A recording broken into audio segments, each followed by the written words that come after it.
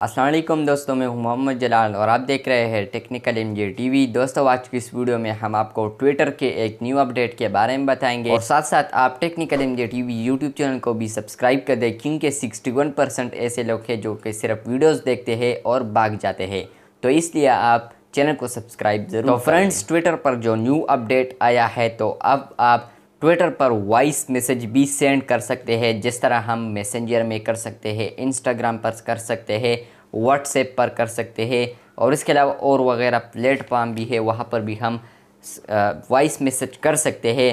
लेकिन यहाँ पर ट्विटर पर हम पहले वॉइस मैसेज नहीं कर सकते थे, लेकिन अब यहाँ पर एक अपडेट आया है जो कि आप अपने स्क्रीन पर भी देख रहे हैं। यहाँ पर आप देखें, इस भाई ने इस बाइक को वॉइस मैसेज किया है, ये लीक सामने आई है।